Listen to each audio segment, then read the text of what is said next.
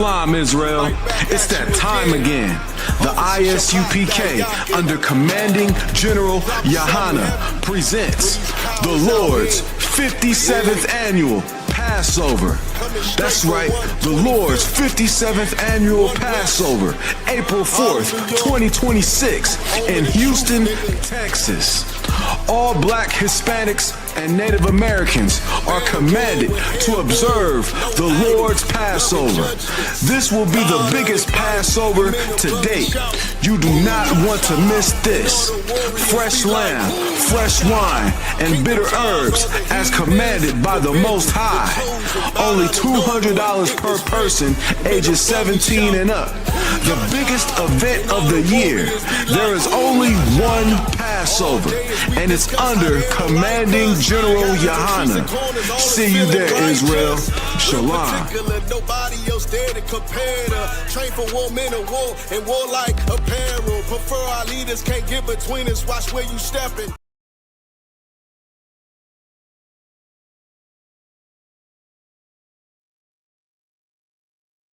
All right, Shalom Israel. This is the ISUPK, started 1 West, 125th Street, Harlem, New York, under commanding General Yahana. This is Thursday night scripture breakdown class. I feel like I don't talk class every day this week. It's a lot. And so the topic of the class is Ww3. So now what? What do we do now that the world is at war? What do we do now that people are unaliving themselves and fighting for their religious beliefs and their political beliefs? What do we do now? Good. Like, can't fight and for where you're going, because there's going to be somewhere in this, on the outside of the world, some people are going to try with outside. So what do we do? Being in the truth. Being Black, Hispanics, Native Indians, what do we do?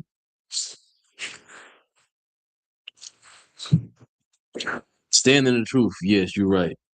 But nothing bad happening to you, that's not the right answer, because something bad still can happen. Give me Matthew, what was that? Enduring to the end. Is that 15:24? Nah, that's she. Yeah, that's the wrong one. Slacky. But you know what I'm saying? I forget what verse it said. I was looking for something else.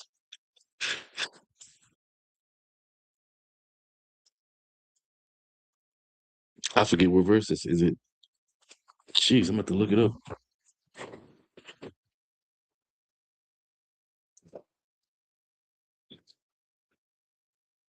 Matthew 10 and 22. Slacky, 24 and 13. Oh, 24 and 13. Slacky. I know it's 24, something 24. oh God. The book of Matthew, chapter 24, verse 13. But he that shall endure unto the end, the same shall be saved. So we're gonna have to endure all the way into the end. It's stuff. Oh, Slacky, we gotta make sure we wait for the little brother to get there too. But we gotta make sure that we endure all the way into the end, because it's stuff that's gonna happen. And World War III gonna happen. They're gonna be fighting. It's gonna be violence, and we're gonna be worried. But we can't worry. We can't have fear. You know what I'm saying? We gotta stay strong in the truth, like you said. But also, we don't fight. We have to endure, because bad things still gonna happen, and we gonna still be affected by it. So you see, they're talking about closing off that port, so ain't nobody gonna be able to get gas, and they done bombed the world's gas station now. So now ain't nobody from no country gonna be able to get no gas. So that means that we gotta prepare for life where gas ain't so easily accessible, where we can't just get in the car and just go where we want to. Now we gotta start stockpiling and saving whatever materials, whatever resources we can. You know what I'm saying? And all of that is in preparation. Slakia, if anybody online has any questions, feel free to put them in the chat. Anybody got any questions? You got questions? You good? Yeah. All right. But yeah, with all that being said, now is the time to really start considering being in the truth and what being in the truth actually means, because the world ain't getting no safer. It ain't getting no easier. And as we seeing, we getting closer and closer and closer to the end times. You know what I'm saying? World War III is literally happening. There's like 14. Look it up real quick. How many countries is involved in the conflict in the Middle East? Because if I'm not mistaken, it's like 13, 14 countries, but it might be more now. That's I saw it was 13 or 14, I believe. Or it might have been 12. But it's a double-digit number of countries involved in that conflict over there. You can read it when you got it.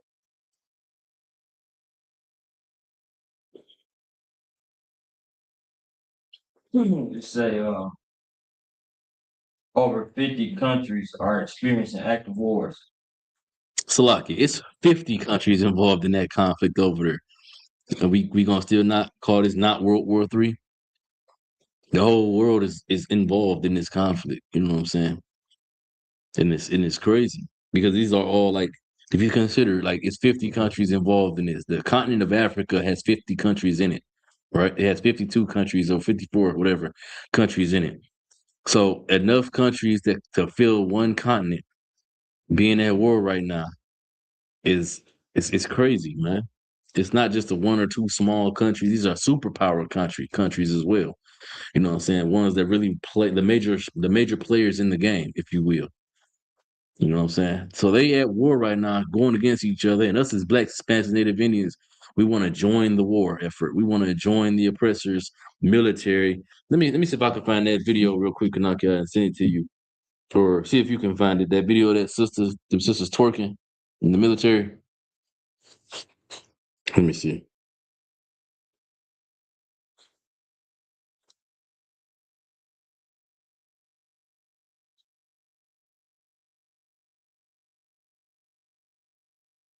I'm about to send it to you. It's on Instagram. I don't know if I can.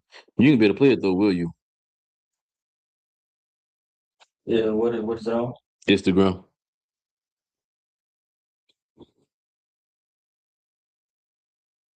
No, okay.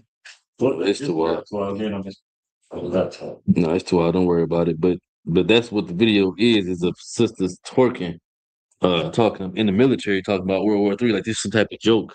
But now there's a brother I know that in slavery, his cousin is in the military. I talked to her on the phone earlier today, and she was talking about how a base got hit over there, and they being kept in the dark. These are our sisters that's in this danger now. You know what I'm saying? They all kept in the dark. They don't know nothing more than we know that's on the news. They're not telling them nothing. They're just moving them from different location to different location. Every time they get to sit down and rest and go to sleep, they got to get up and move because another place that's close to where they are got hit. They in danger, you know? But we're not supposed to be having no conflict, no part in this conflict at all. It ain't got nothing to do with us. This is the Lord's judgment and prophecies coming to be fulfilled, right? The Lord said that one day we're going to be free, but it's going to take World War III for it to happen. We're going to read about it. Let's go to,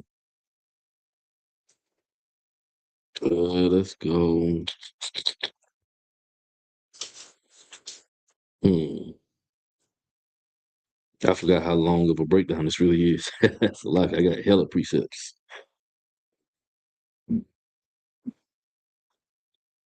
We can go to Ezekiel 7 and 23. No. Yeah, we go to Ezekiel 7 and 23 first.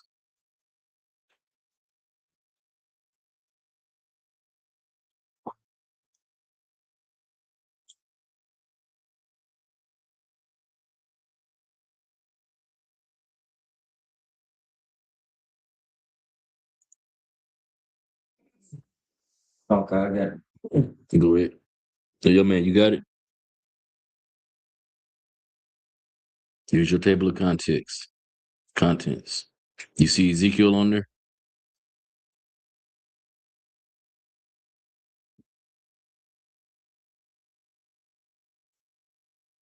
It'll be after Lamentations or after Jeremiah. Then it'll be Lamentations, then Ezekiel.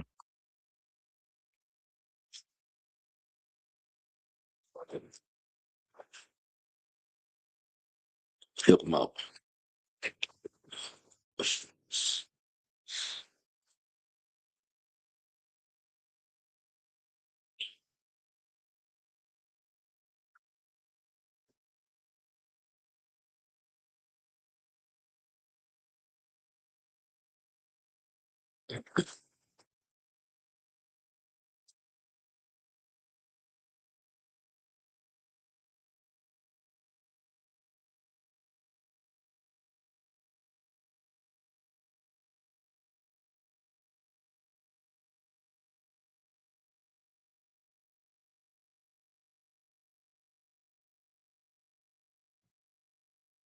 7. Mm-hmm. Go ahead, can I kill? Ezekiel chapter 7, verse 23. Make a change, for the land is full of bloody crimes. The land is full of bloody crimes. The land that this is talking about is the land wherein we've been taken captivity, but it also could be talking about the land that is our homeland. It's filled with bloody crimes, especially by this day and age. What land is that? That's the land of Israel, that they call Israel today. Also, the land of Palestine, which is also originally part of Israel. Everything from the Nile River to the Euphrates belonged to us. It's our homeland. But we got two different types of heathen inhabitant, mainly two different types of heathen inhabitants in our homeland. And it says it's filled with bloody crimes. The most important bloody crime is they didn't kicked us out of our homeland. But other than that, they warring with each other, and they oppressing each other and blowing each other up and bombing each other into oblivion, unaliving each other up to oblivion in our homeland. Keep going. And the city is full of violence. And the city is full of violence. If you watch the news, if you look on anywhere on the internet, you see all this World War III happening. It's all kind of crazy violence happening out there, as well as over here, because they got sleeper agents over here. I remember when this stuff first started popping off, the Arabs issued a decree to it's something along the lines of commit acts of violence wherever you are, and a Jewish police officer, she was on vacation in France at the Eiffel Tower when that order went out, and she got sexually assaulted by one of the Muslims in France while she was on vacation. She was a police officer. She wasn't doing nothing to nobody, but she got sexually assaulted by one of them Arabs. You know, so it's all type of crimes, and the city is full of violence. Keep going. Verse 24. Wherefore I will bring the worst of the heathen, Mm-hmm. and they shall possess their houses. Keep going. I will also make the pomp of the strong to cease. He gonna make the pomp of the strong to cease. He gonna make them weak. Keep going. Yeah. And their holy places shall be defiled. And their holy places shall be defiled. This is what's to come at the end of World War III. When Christ comes back during World War III, he gonna have us taking a part in this war. You know what I'm saying? Christ is gonna take over ultimately, him, Michael, and the angels. But then the scripture say that at the end we're gonna be hunters of men. Right now we fishers of men. But there's gonna come a time where we're gonna become hunters of men. When Christ comes back, he's gonna take out the Lord's judgment, the Lord's vengeance on the heathen. But the scriptures say that he's gonna do it by the hand of his people Israel. You know what I'm saying? Find me that verse real quick. It's in Ezekiel 25, I believe. He said he's gonna take the vengeance by his hand, the hands of his people Israel. I think it's 25 and 17. 25 and 14. Go ahead. The book of Ezekiel, chapter 25, verse 14. Mm-hmm. And I will lay my vengeance upon Edom by the hand of my people Israel. By the hand of his people Israel. The Lord is going to take vengeance on the heathen, especially the chief of the heathen nations of the Edomite nations, Amalek. He's going to take vengeance on them by the hands of his people. So don't think just because right now we just taking it lying down, right now we can't interact, right now we got to maintain and survive and occupy and just go through the hardship that we ain't never going to get to have justice. The Lord said he going to do what? Read it again. Come. Verse 13. 14. 14. And I will lay my vengeance upon Edom by the hand of my people Israel. By the hand of his people Israel is his vengeance going to come upon Edom. Mainly the chiefest tribe of Edomites, the Jewish man. It's going to come by our hands. Not only just our, you know what I'm saying, Christ and angels, but then by our hands. He's going to select men that's going to go forth and they're going to become hunters of men. Who were those men hunting? The Edomites, the Jewish men. The people who stole our identity, that then policed the whole world and then raped, robbed, and murdered the whole world into oblivion, telling you what you can and can't say, calling you anti-Shemitic when you a Shemite too. That's evil. But all this has to happen after World War III. World War III has to happen first, and we have to endure through it. Keep reading. Come. And they shall do in Edom according to my anger and according to my fury. Mm-hmm. And they shall know my vengeance, saith the Lord God. They're going to know the Lord's vengeance because they've destroyed us. And the Lord is going to require that we destroy them. There's a verse in Exodus. I can't think of where it is. I don't know if you can find it. Cool, but I'm not tripping if you can't. But there's a verse in Exodus talking about how the Lord is going to exterminate all of the Amalekites, the sons of Amalek. They're going to be wiped out. There going to be no more Jewish people, period. You ain't even going to be able to have them as slaves. That was the Lord's promise to Israel. That one day, those people that steal our identity, they're not even going to exist no more. You're going to have to read about them in books. They're going to have museum exhibits. You know what I'm saying? World War III has the whole world on edge and afraid and nervous about what's to come. And that's why I titled the class, so what? World War III is happening, so now what? Now we band together. Right now, the whole world is against itself. It's all divided. That's when we got to come together. Give me Zephaniah 2:1. That's when unless you got that verse I was talking about. Did you find it? Which one is that? It's 12. Go to Zephaniah 2:1. But that's why we got to come together. Because the world is all the way full-blown divided. We have to stand strong together and be unified together. And that's always how it's been in the black and brown community. That means blacks, Hispanics, and Native Indians. That's always been that way. Whenever things get rough, historically, we always banded together. Be it the grape strike in California, the Alamo. Whenever anything bad goes on, did y'all know? Fun fact: I'm gonna make a TikTok video about this too. That's gonna be my next one that I make. Did y'all know that the first president of Mexico was black? Nah. Yeah, his name was Vincent Gutierrez, if I'm not mistaken. I might be wrong on his last name, but I do know his first name is Vincent. He's a brother. He's a black man. You know what I'm saying?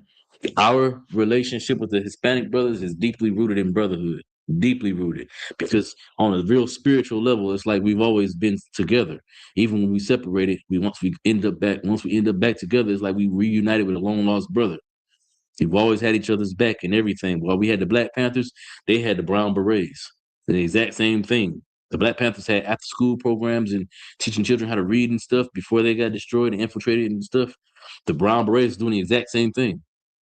You know what I'm saying? We always fought together on the same fronts, even under different banners. We was always together in the mission. You know what I'm saying? You got that? Come. Go ahead. Book of Zephaniah, chapter 2 and verse 1. Gather yourselves together. The Lord told us to gather ourselves together. This is the so what now?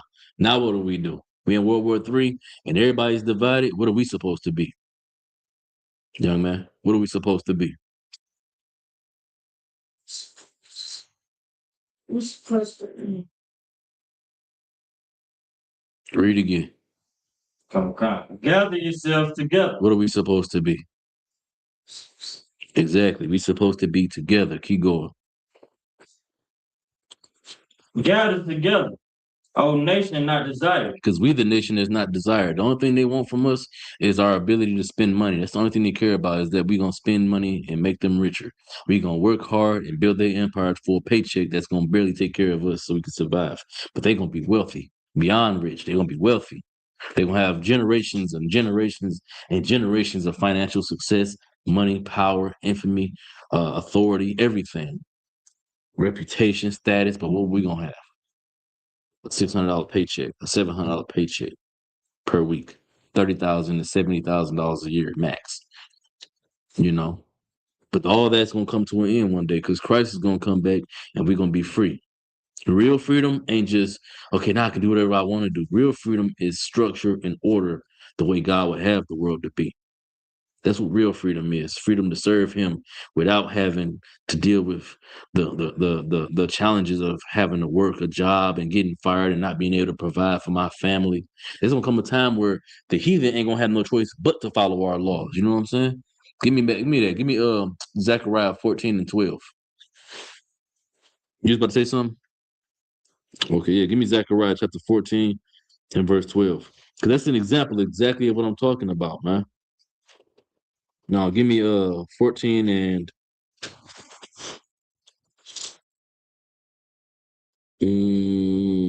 17. Zechariah chapter 14, verse 17. Mm-hmm.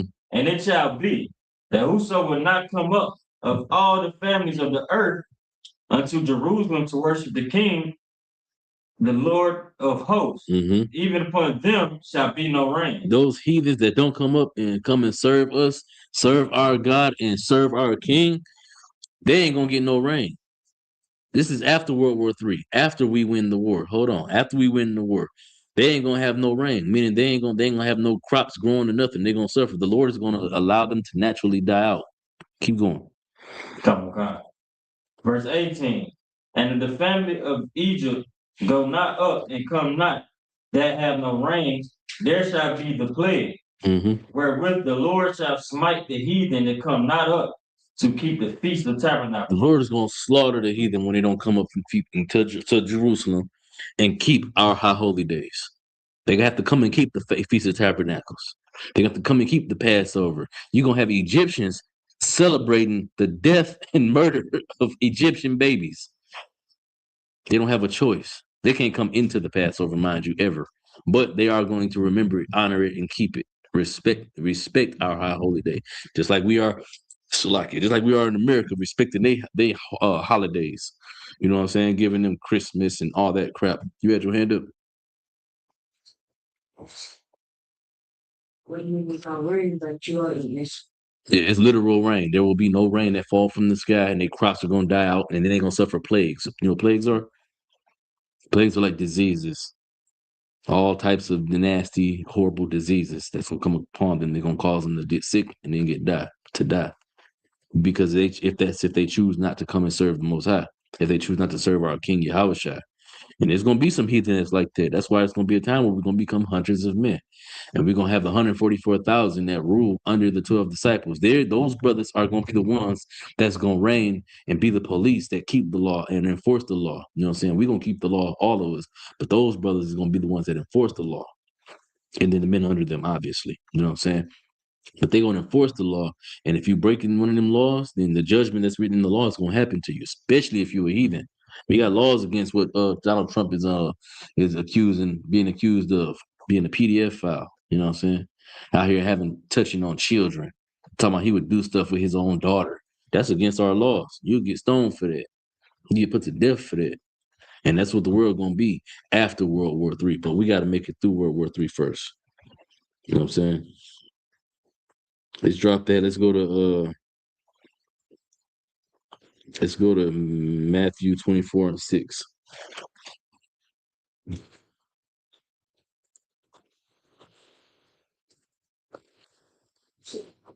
Mm-hmm.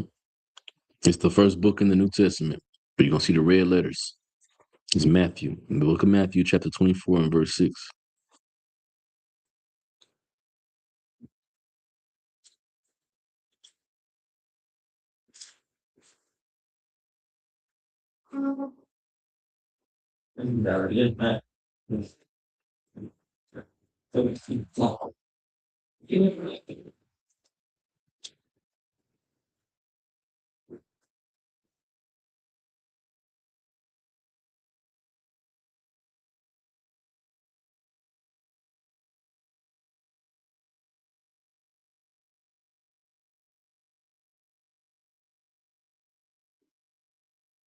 You ready when you got it? Matthew chapter 24 and verse 6. Mm-hmm. And ye shall hear of wars and rumors of war. You're gonna hear about wars and rumors of wars. There was rumors about World War III popping off for decades. You know what I'm saying? They had what was called the Cold War. What'd you say? You know what a decade is? What is a decade? It's longer than a year. It's 10 years. One decade is 10 years. And it's been talked about for decades. That's why I said decades, because it's been like since the 40s. It's called the Cold War, where America and Russia was threatening to go to war with each other, but nobody did nothing. You know what I'm saying? So they've been talking about this for decades. But here we are now, and it's finally on the precipice of it. You know what I'm saying? But we've been talking about war in the world since 1969 in the ISUPK. We've been talking about World War III since then because we knew it was coming. We saw it coming. Why did we see it coming? Because the scripture said it was going to happen. Keep reading.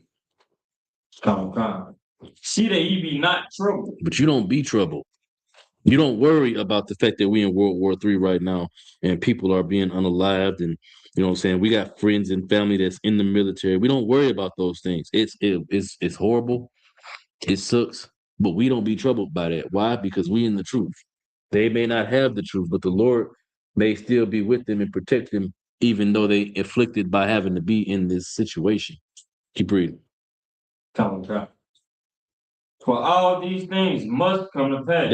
They might come to pass. Must come to pass. They must come to pass. This has to happen. All of these things that's happening with World War III, they must come to pass. That's the only way we're gonna be free. The world has to crumble. The Lord built this place up. Hold this, and go to Romans 9, where I was at 9 and 14, 15. But the world built this place up so that he can destroy it. He built it up and made it great and amazing earth. You know what I'm saying? With all its economies and creations with the Hadron Collider and all that nonsense, all that science and stuff. It's cool. But it don't get blacks and Hispanics to start serving the Lord no more. It don't make us turn our hearts away from America or away from wherever countries we spread apart into. You know what I'm saying? Scattered into. It doesn't teach us to love each other. Read that real quick. The book of Romans, chapter 9, verse 14. What shall we say then? Is there unrighteousness with God? Keep going. God forbid. Keep going. For he said to Moses, I will have mercy on whom I will have mercy, and will have compassion on whom I will have compassion. He said he's going to have mercy on whom he's going to have mercy, and compassion on whom he's going to have compassion. He's going to have mercy and compassion on us. But we have to endure through all of this, man. And it's rough. It's going to be rough. But it is what it is. You know what I'm saying? This is what's going to make us come back to him. Salakia, go to Salakia.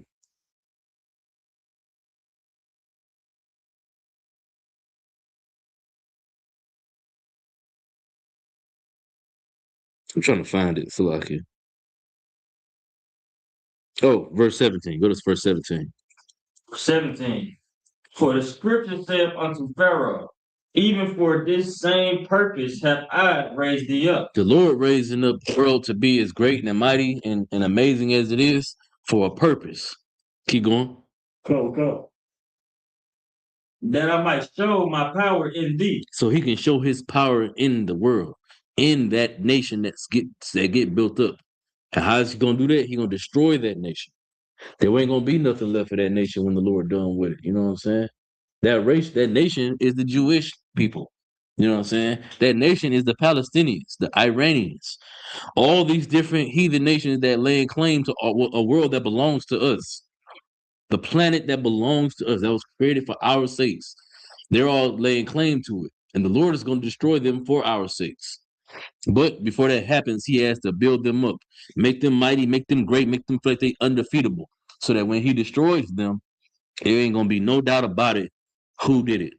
Ain't gonna be no questioning whether or not it's inevitable. Is that a word? Because inevitable means it's unstoppable. There ain't gonna be no question about whether or not it's inevitable. You know what I'm saying? Whether or not the Lord's hand was really with this group of people and these angels that came down and destroyed this place. Because they're gonna have all type of lasers and Star Wars, and you know what I'm saying? They got the little the Space Force program and everything. So they already looking at Star Wars and spaceships and all these different gadgets and carrying on. But that ain't gonna mean nothing in at the end of World War III. Because Christ is gonna come with something ain't nobody ever seen before. He's gonna come with the power of the Most High. And it's gonna grant us our freedom. Go back to where you was.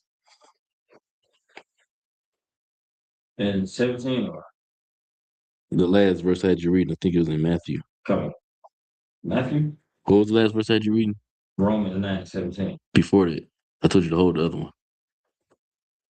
Matthew 24. Yeah, 24 and 6. Read verse 7. Come on. Matthew chapter 24, verse 7. Mm-hmm. For nation shall rise against nation. And this is where we are right now. Nations are literally rising against each other. You got, how many did they say? 50? You got 50 countries involved in this conflict, 50 nations involved in this conflict. And people telling us that we still telling us that we crazy. Come on, it ain't no World War III. It's just a small, slight skirmish. Yeah, all right. It's a small, slight skirmish until the toilet paper start running out, and you got Karens at Target and Dollar General buying all the toilet paper because they worried that the World War III done really popped off. But we've been saying it was coming. Keep going. Come. And kingdom against kingdom. Mm-hmm. And there shall be famines. These are the things, Salaki, these are the things that Christ was talking about when he said endure until the end, outside of actually, you know what I'm saying, stand in the truth.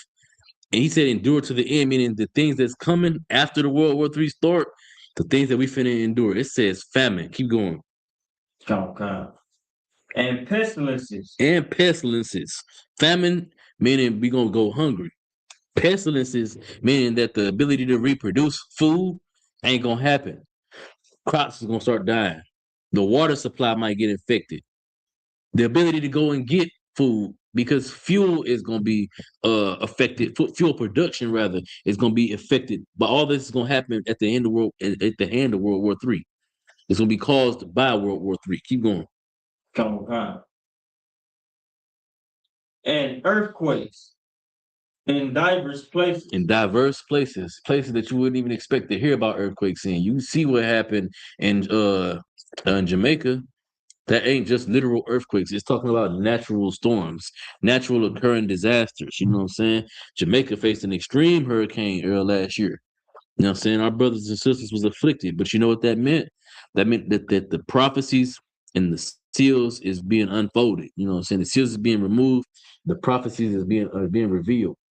The things that the Lord promised was going to happen is starting to happen now. And we're starting to see evidence. And what do we have to do? We have to endure through it all. Because at the end of it is coming our salvation. Keep going. Come. Verse 8. All these are the beginning of sorrow. All of these things are the beginning of sorrows. It's going to begin to make us sad, and our suffering begins at the precipice of these things. When the food start getting short, we're going to start to suffer.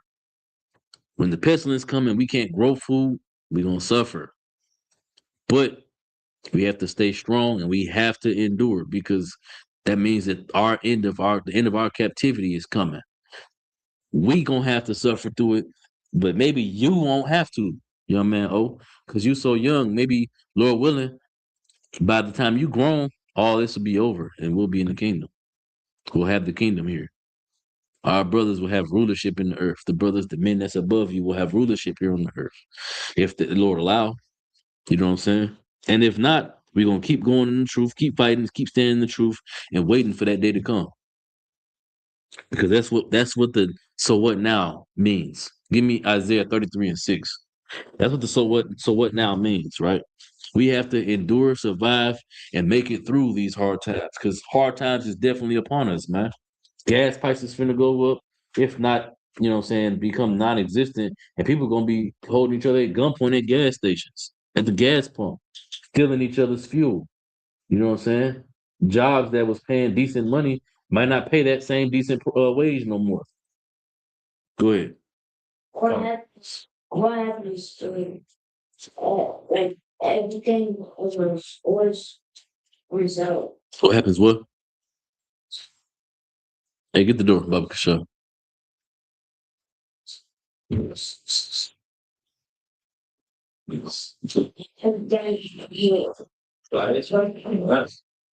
they go away?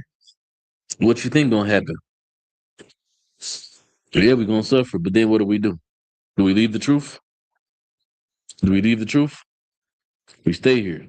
We stay in the truth. We continue to endure through the suffering. Shalom, Lord Christ. We endure through the suffering. We allow everything that's gonna happen to happen, and we keep strong in the truth. We hold steadfast in the truth. Because there's gonna come a time where we're gonna be free from all of our suffering, all of our pain, anguish, everything is gonna be over. But we gotta hold strong to what we've been taught, and that's the law, statutes, and commandments. You got that verse? Verse Isaiah 33 and verse 6. Good. The book of Isaiah, chapter 33, and verse 6. Mhm. And wisdom and knowledge will be the stability of our time. Wisdom and knowledge is going to be the things that help us get through.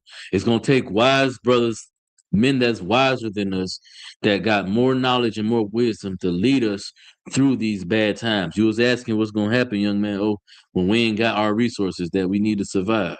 It said the wisdom and knowledge is going to be the stability of our times. Those are the things that's going to help us get through these tough and terrible times. Any more on that? Come. Keep going. And strength of salvation. The fear of the Lord is his treasure. The fear of the Lord is the thing that's going to give us wisdom and knowledge. That's his treasure. When we fear him, greatness come our way. Freedom is going to come our way. Salvation is going to come our way. But first, we have to endure the suffering part. And it's not going to be fun. It's going to be rough. But you hold fast to this truth that you've been taught. Because you never know. One of y'all might be like Elijah, not Elijah, but like Joshua and Caleb. They was the only two brothers who walked out of Egypt and walked into the kingdom of heaven 40 years later. They walked out of Egypt as children and they walked into the kingdom of Jerusalem as grown men. Their whole families died off. New generations was born out in the wilderness, and those brothers was the only two from the generation that walked out of Egypt, walked into the kingdom, walked into Jerusalem. And the Lord made Joshua and Caleb the leaders of the people when it happened. But all of that was at the hands of us having faith in the Most High, being obedient to the Most High, allowed that to happen. But we had to suffer through the wilderness, through then, at that point. And we still got to suffer now, today, in this modern day. Salakia, what does that say? This is what? Oh, it's a brother in Knoxville. All right, Shalom, Lord Christ, brother. I see you, Most High in Christ. Make sure you writing down the verses. Make sure you taking notes. You know what I'm saying? And if you got any questions, feel free to put them in the chat, and I'll answer any questions. All right, let's go to Salaki. You got any questions before I continue? No. All right, let's go to Revelation 11 and 14. Mm-hmm. Chapter 11 and verse 14. It's at the end of the Bible. Mm-hmm. No. Cool. You're going to Revelation chapter 11 and verse 14. If you're online, make sure you're taking notes and writing down these verses, because this is going to put these in your precept book.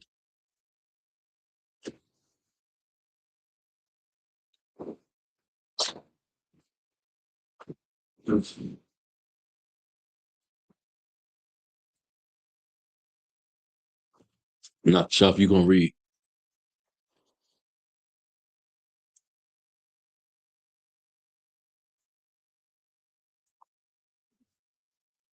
Yeah, Revelation. 11 and verse 14.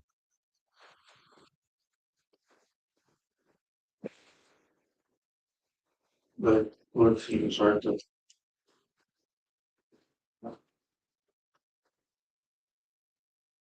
Go ahead. Wait, young man, you got it? I'm asking about your brother. Make sure he there. Like Shaf, make sure the brothers is there before you read it. Or it's Revelation 11, 14. That. Yeah, we have. All right, Akim got it. Come. All right. This Revelations 11 and 14. The second woe is the past.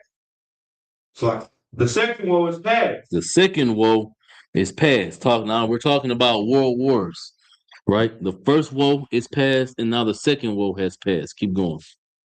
And behold, the third woe come quick. The third woe is coming quickly. The third world war is coming quickly. Meaning World War III is right here upon us. It's happening. We're seeing the signs of it. We've talked about it, was prophesied about in the scriptures, and it was like it was just this big deal that people put on the back burner. They weren't thinking it was a real thing because they don't take these records seriously. But our God is a living God. He's not a God that's going to give us just a bunch of useful in the moment information. He's giving us future living prophecies, things that he is going to make happen. It says World War III, the third woe is coming quickly. Keep going. Verse 15. And the seventh angel sounded, and there were great voices in heaven. There was great voices in heaven. Keep going.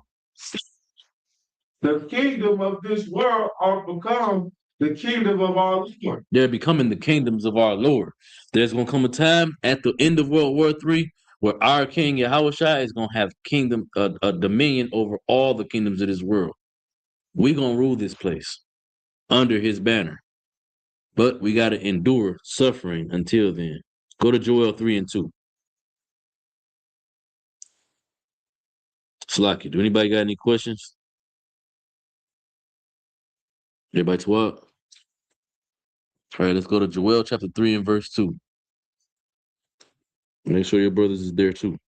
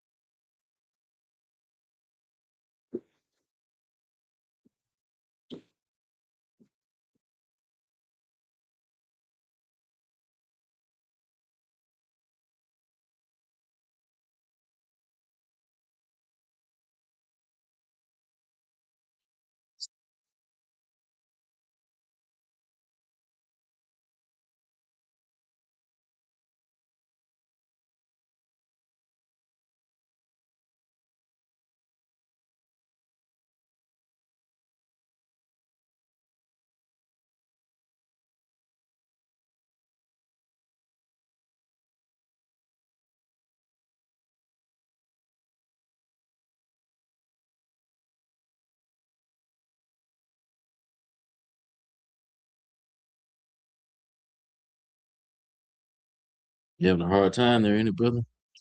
If you need to, go to the table of contents in the front. If you need to, ain't nothing wrong with that. Flashlight.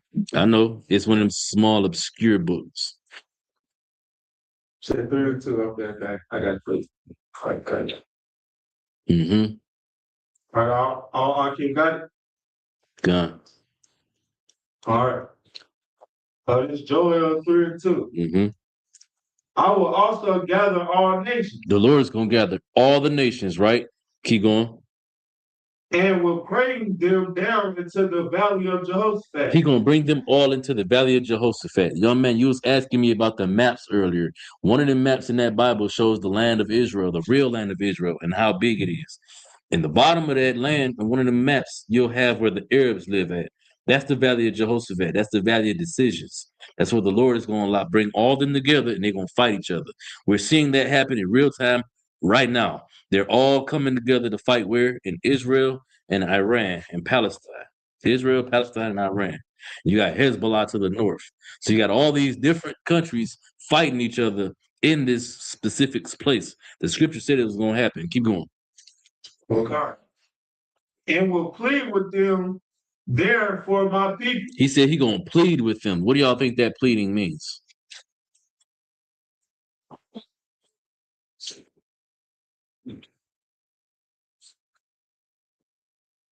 Is he going to just beg for the people of Israel? Is that what the Lord going to do? What is pleading?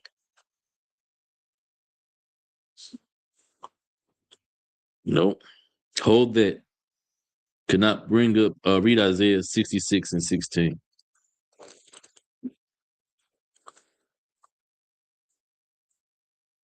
If you're online, you need to write this precept down for sure to go with your breakdown.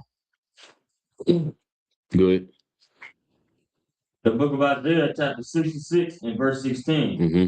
For by fire and by his sword will the Lord plead with all flesh. He's going to plead by fire and by sword. That's what the pleading is. He's not going to ask the heathen to free Israel, to let Israel go.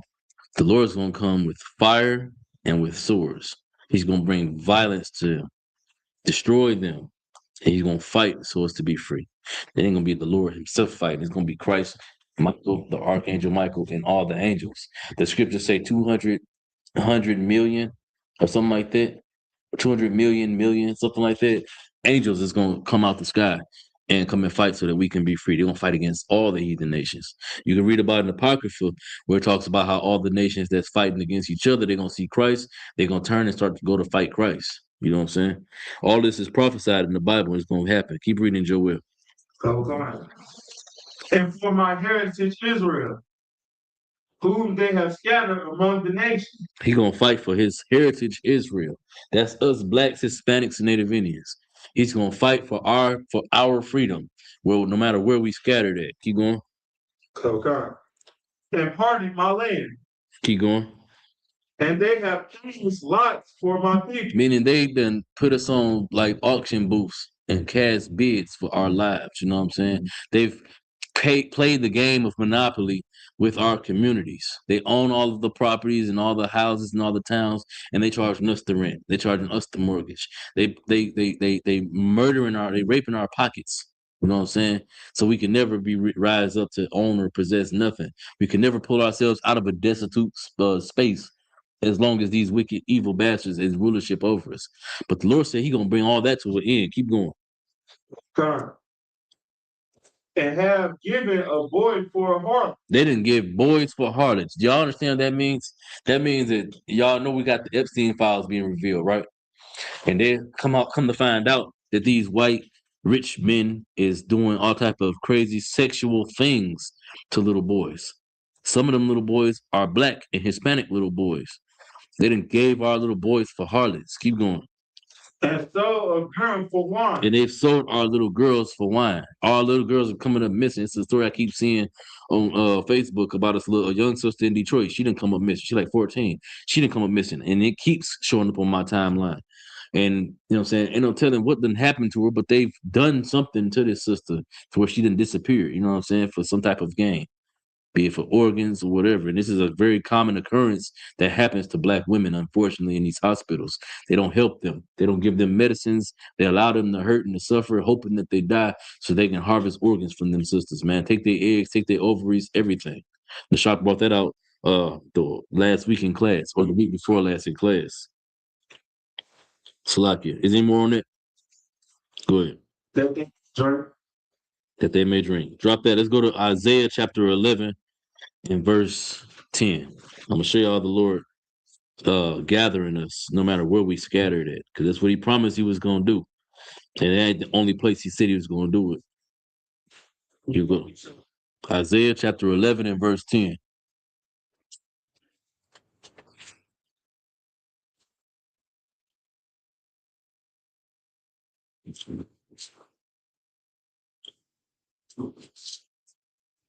Nope. Go to verse 9.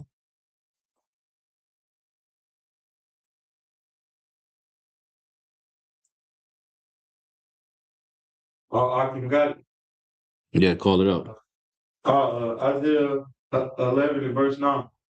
I can got it. Come.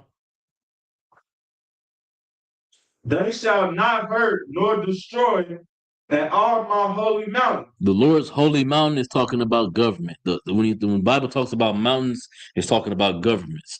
And the Lord's holy mountain is the government of Israel. Keep going. For the earth shall be full of knowledge of the Lord. The world shall be full with knowledge of the Lord. They're going to know that knowledge. How? Because He's going to send His Son Christ and all of the angels to come and give war with the rest of the heathen so that we can be free. Keep going. The waters cover the sea. Verse 10. And in that day there shall be a root of Jesse. There's going to be a root of Jesse. Who is Jesse? Do y'all know who Jesse is? Jesse is the father of good. Exactly. King David's father, Jesse. He's the root of Jesse, though. Meaning he's who Jesse comes from. Keep going. Which shall stand for the ensign of the people. He gonna stand for the ensign of the people, meaning he gonna stand for the freedom of his people, meaning the Israelites. Keep going. To it shall the Gentiles see. And his rest shall be glorious. And his rest shall be glorious. Keep going. Verse 11. And it shall come to pass in that day that the Lord shall set His hand again the second time to recover the remnants of His people. The second time. What was the first time? Do y'all know? The first time the Lord stretched forth his hand and recovered the remnant of his people. Good. When Christ was here, like Nope. What's the next high holy day coming up? Passover, What was the Passover? when he led people out of Egypt. Moses led Israel out of Egypt. But what happened before that? What did the Lord do to all the Egyptians? Placing curses and stuff to him. Yeah, exactly. He had to stretch his hand forth so that he can collect his people. The same way he did that then is the same way he's going to do it again. Read that verse again. Oh God. So Isaiah 11 and 11. Mm-hmm. And it shall come to pass in that day. In that day, meaning in World War III, during World War III, it's going to come to pass. Keep going. That the Lord shall set his hand again the second time to recover the remnants of his people. He's going to stretch his hand forth a second time. So he did it once with Egypt, the physical place Egypt. Now he's going to do it with the spiritual Egypt, being the whole world that's ran by the white man who wants to be the Egyptians. He's going to free us again the second time. Keep going.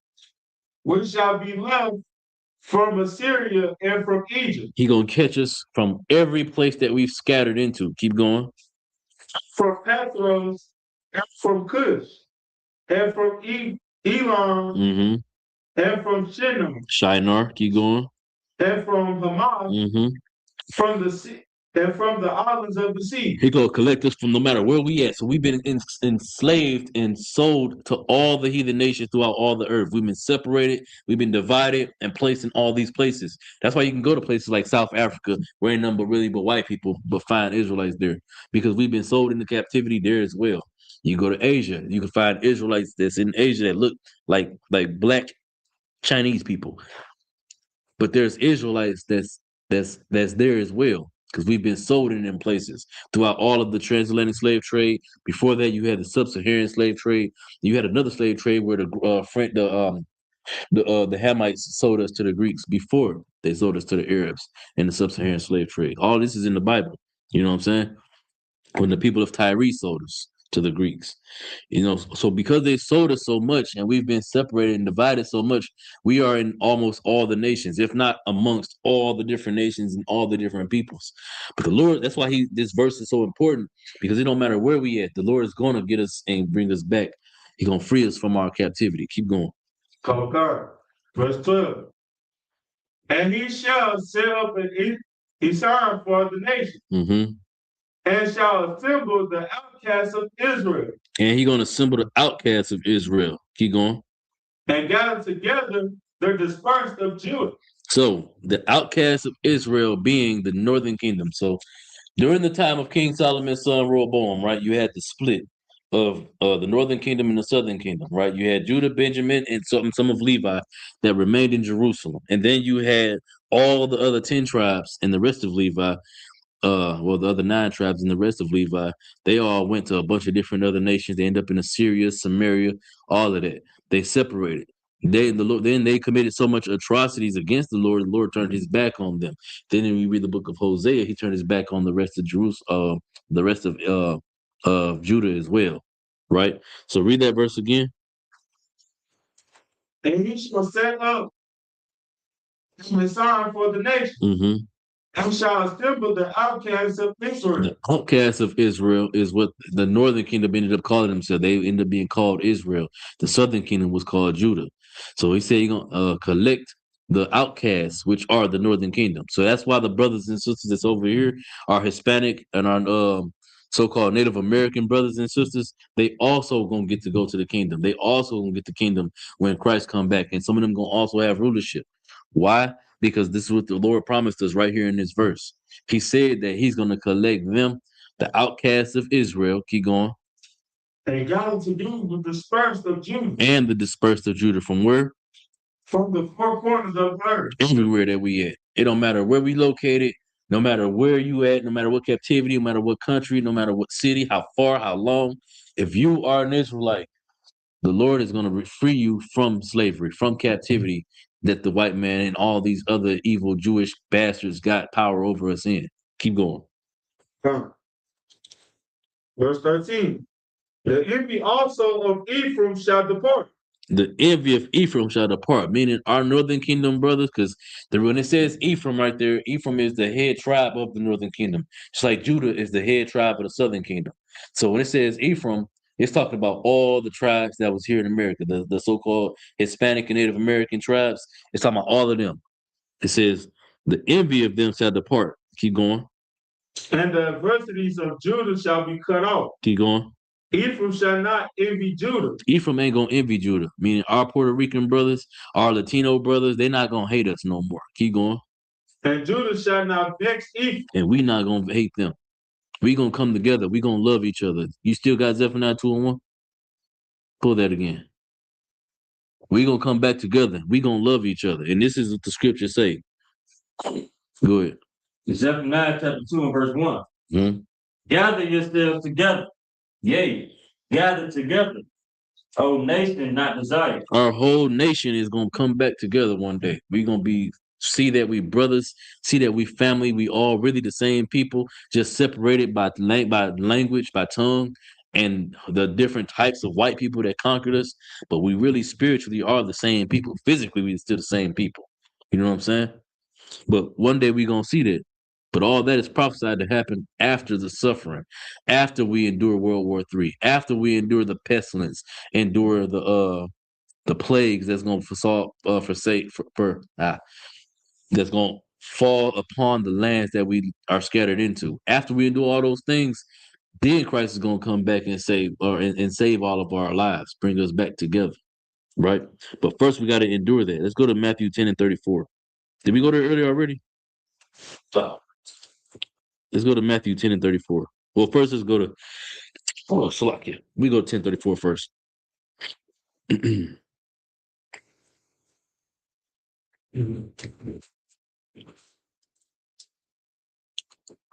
You got it, young man?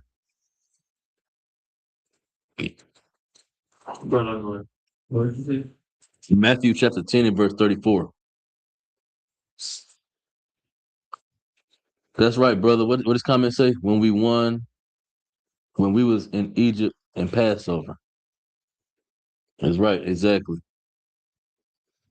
That's when the Lord first stretched forth his hand to free us was from the captivity in Egypt. Like I brought out earlier. It's really gonna be a short class. I'm probably gonna end it after either this verse or the next verse. But the main thing I wanted to, you know what I'm saying, to talk about is what we do going forward after World War III starts. Now that we're here, our job is to do what? Endure until the end. We have to keep being in the truth, keep coming to class, keep learning these laws, statutes, and commandments while the whole world is crumbling. There's safety. First of all, we're safest when we're together. We're strongest when we're together. And we have contingency plans in the ISUPK. So when they ain't got no gas, when they ain't got no food, no water, no shelter, we already got plans and we going to all be okay no matter what because we in here. And we have leaders above us and men above us that's going to make sure that we safe. You understand what I'm saying? Y'all got that? Go ahead, read it. Matthew 10 and 34. Mm-hmm. Think not that I have come to send peace on earth. Christ said, think not that I'm coming to send peace on earth. Christ ain't just sweet newborn infant baby Jesus like white people try to make him out to be. The movie, what's that, Talladega Nights, where he was sweet baby Jesus and they all the different type of cute, loving names they come up with. Christ ain't come to send peace on earth. Keep going. I came not to send peace, but a sword. He came to send a sword on earth. That sword is destruction, violence, aggression, all of that for us to be free. The whole point of all of it was to grant us freedom so that we not suffering the things that we suffering. Y'all see rent prices out here, gas prices, the cost of food. At one point, a carton of eggs was $12. You know how crazy that is? You know how many eggs a chicken lays a week? One hen, one kosher will lay like 60 eggs a week for free. You don't got to do nothing to her. So long as she's not miserable, sad, and depressed, she'll keep laying eggs. Every single day, she'll lay at least 5, 6 eggs. And she'll just keep laying eggs and keep laying eggs. And they're charging us $12 for 12 eggs. They're charging us $1 an egg when they getting them for free. That's evil. That's diabolical. But those are things that we're gonna have to endure until the end. Go ahead. It isn't fair. But you know what it is? It's judgment. It has to happen, and these things have to be things that we suffer. Why? Because of our iniquity, because we didn't follow the law. But now, because of Christ's sacrifice, we have a chance to follow the law. We have the chance to come back and serve the Most High God the way He wants us to. So what do? We stay together. And how do we stay together? Give Him a hand. That's what has to happen, right? One of my favorite verses in the Bible, I'm going to end the class with that. Let's go to Deuteronomy 30 and 15.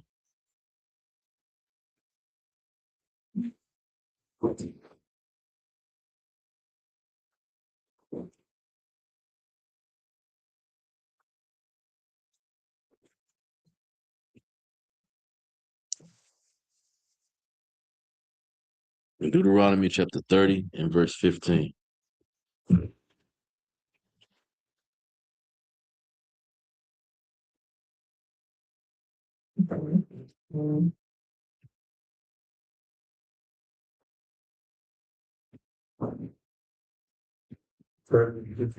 Yeah.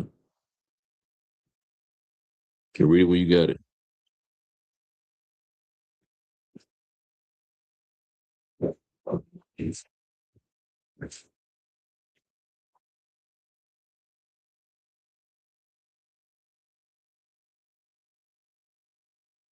Right. All right. Deuteronomy 30 and 15. Do all got it? Done. All right. See, I have set before thee this day life and good, and death and evil. He has set before us this day life and good and death and evil. The life and the good is the law, following the law and enduring all the way into the end. That means when things get shaky, things get hard, things get rough, no matter what, you stay in the truth. You stay the path. It's going to be hard. It's going to suck. It's not going to be fun. You're going to wish you could be hanging out with your friends, and you're going to wish your friends that ain't in the truth was in the truth. But they making their choices. They making their decisions. And ultimately, it's the Lord who's going to decide whether or not He's going to have mercy on them. But the evil is if you change your mind and decide that you're going to go out there and be with them instead of standing here and being a light and example to them, to guide them in here. Go ahead. Say, come have fun, right? And he said, I was running going to the truth on decisions, and I'm in the truth, and he's not in the truth, and he's on the outside of the world, we were inside, and we kind of want to sit together and stay together, and we stay safe. He is what side of the world going to see going to things. First of all, if we choose to stay, if we choose to go the truth, then we'll have each other. It's not guaranteed that being the truth, bad things ain't gonna still happen to him or you. Bad things definitely gonna still happen to us, even in the truth. But by us being in the truth, we know that we gonna come back if bad things happen. Regeneration is what we believe in. We don't believe we're gonna just die and that's the end. That death is the end of our lives. We're gonna be regenerated in the world. Regenerated in the earth. So we don't fear the bad thing that's gonna happen. We just go through the bad thing. Whatever the Lord throw at us, we just gonna stand as soldiers and deal with it. Because at the end of it is the kingdom. He ain't don't know that though, because he ain't in the truth. And the Lord, there's no guarantee that the Lord ain't gonna save him. There's gonna be brothers and sisters that's not in the truth that's gonna be on them chariots with us. We just read it. It don't matter where we at. The Lord's gonna save all of Israel. That's why Paul said, brother, in my heart's prayer and desire for all Israel is that they might be saved. Give me Romans 10 and 1. Somebody pull it real quick for me. Romans chapter 10 and verse 1. Go ahead. The book of Romans, chapter 10, verse 1. Brother, my heart's desire and prayer to God for Israel is that they might be saved. That they might be saved. That's Paul's heart's prayer and desire. The Lord said that he don't even want all of us. He don't want every single Israelite. But every single Israelite will be saved from captivity.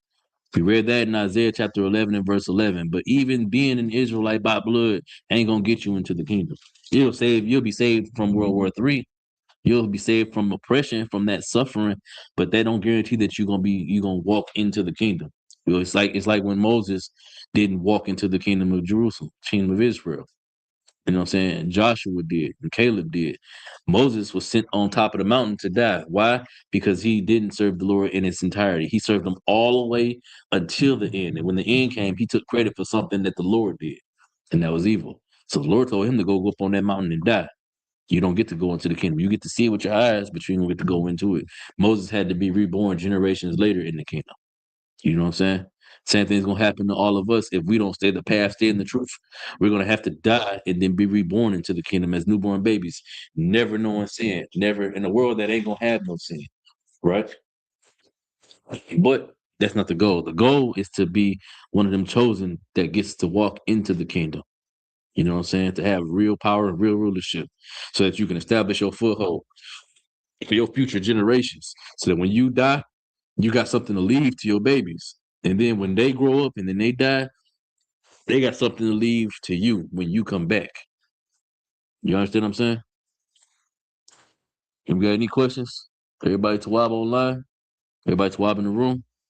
All right, with that, I'm pass the class off to Trooper Nakashaw.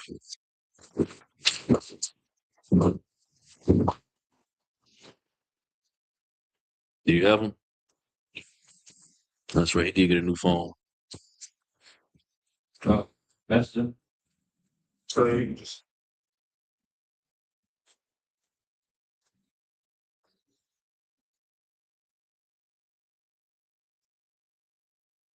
I just already meeting my school.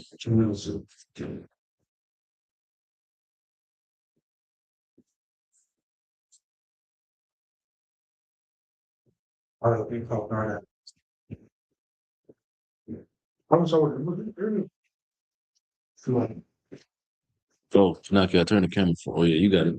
You got it, young man.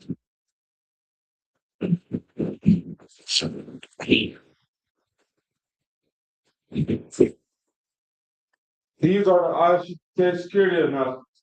We are the ISUPK started out of 1 West 125th Street, Harlem, New York.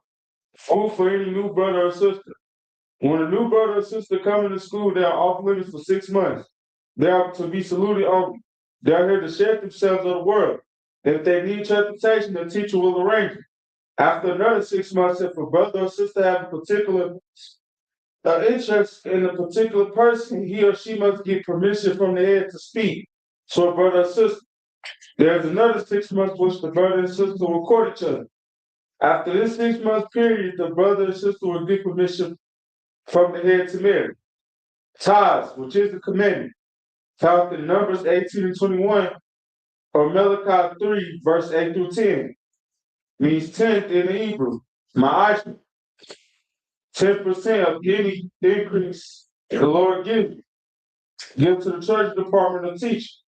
Priest funds, free will offering for priests, not mandatory, whatever so much you will like. Upcoming holification, the Passover, April the 4th, 2026. Remind all Akim Akwaki, check the books for the holiday. If anyone wants to be a trooper in the school, to start wearing all black, blue shirts, pants, headband, or scarf. And with that, Mike, we'll give one question salute to the brothers. Mike Spot, Mike, Brock. Yeah, I'll see y'all shop right there. Y'all in the top? Class dismissed.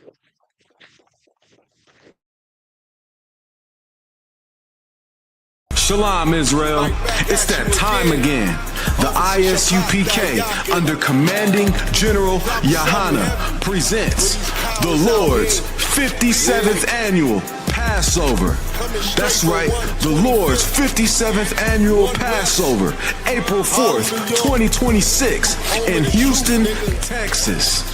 All black Hispanics and Native Americans are commanded to observe the Lord's Passover. This will be the biggest Passover to date. You do not want to miss this. Fresh lamb, fresh wine, and bitter herbs as commanded by the Most High. Only $200 per person ages 17 and up. The biggest event of the year. There is only one Passover, and it's under Commanding General Yohanan.